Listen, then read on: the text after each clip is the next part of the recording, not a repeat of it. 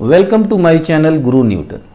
आज मैं आप लोगों के सामने कोई एक किसी चीज़ का प्रूफ करके आपको नहीं शो कर रहा हूं। मैं एक क्वेश्चन लेकर आपके सामने आया हूं। कंसेप्चुअल क्वेश्चन है जिसमें बच्चे जनरली कंफ्यूज हो जाते हैं।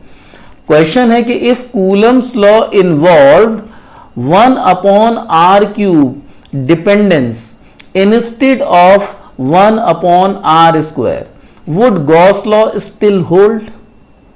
क्वेश्चन को थोड़ा सा समझते हैं कि जैसे जनरली हम लोगों से कहा गया है, समझाया गया है कि जो भी हमारा कूलम्स लॉ है, कूलम्स लॉ हमारा, पहले एक मिनट कूलम्स लॉ समझ लेते हैं, फिर इस क्वेश्चन को मैं फिर से रिपीट करता हूं।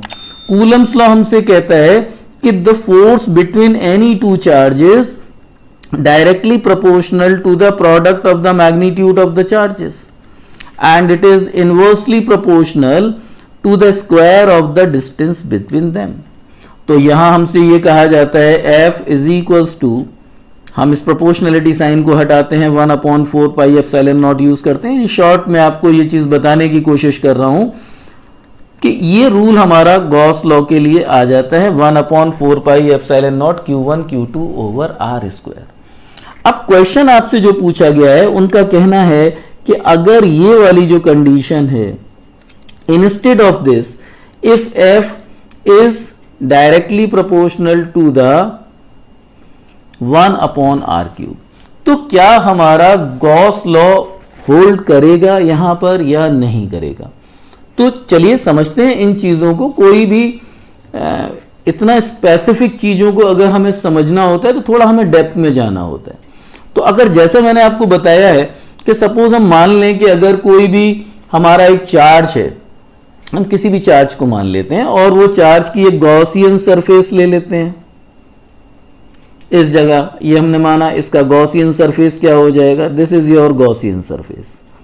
अब एक कोई पॉइंट चार्ज है तो पॉइंट चार्ज पर गॉसियन सरफेस हमेशा कैसा होता है, स्फेरिकल होता है। अब इस पर्टिकुलर सरफेस पर अगर हम यहां पर कहें, इसको हम मान लेते हैं इट इज योर सेंटर, और यहां पर इस जगह पर अगर हम कोई एक एरिया वेक्टर कंसीडर कर लेते हैं तो it is your dA। Electric field की डायरेक्शन भी इधर ही होगी, तो हम यहां पर ये कहेंगे कि electric flux φE is equals to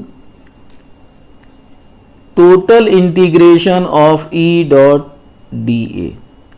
Gauss theorem clear होगा आप लोगों के लिए, और अगर आपको कुछ डाउट्स हैं तो मेरे चैनल पर आप देख सकते हैं। इस पर मैंने एक स्पेसिफिक वीडियो और इसके यूज कहाँ कहाँ होता है वो भी मैंने वहाँ एक्सप्लेन किया हुआ है। बहुत ही इंटरेस्टिंग है वो भी वीडियो, आप देखेंगे तो आपके जितने भी कॉन्सेप्ट्स आपके हैं वो क्लियर हो जाएंगे। जो आपके डाउट्स हैं, कोई क्वेरीज हैं, तो वो एक वीडियो देखने से ही आपकी खत्म हो जाएंगी सारी चीजें। तो अभी चलिए इस चीज को समझते हैं। वैसे ये बहुत इजी टॉपिक है, आप लोगों ने इतना कुछ पढ़ा होगा।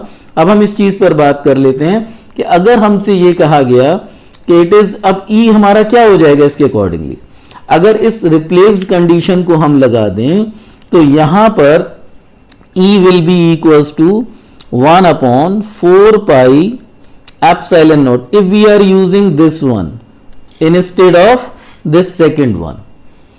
और ये मैंने फर्स्ट शो किया हुआ जिसमें आपको कोई कंफ्यूजन ना हो।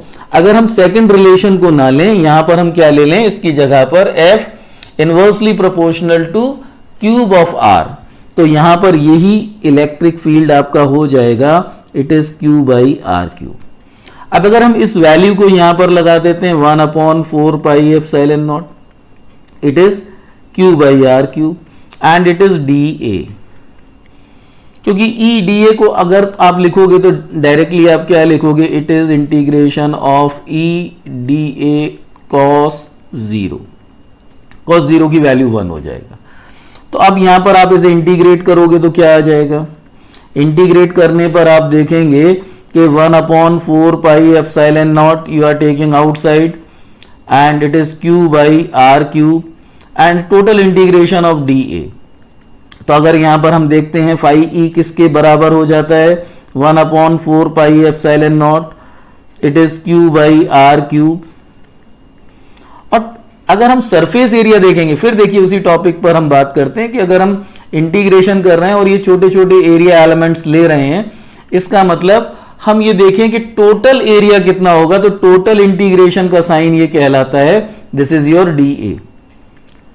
चलिए मैं एक बार आपको लिखकर दिखाता हूं इस चीज को कि हम किस तरह से लिखेंगे। 1/4 pi epsilon not Q over R cube and it is 4 pi R square, क्योंकि टोटल सरफेस एरिया इतना ही होता है। अब 4 पाई से 4 पाई को कैंसिल करते हैं, R स्क्वायर से R को कैंसिल करते हैं।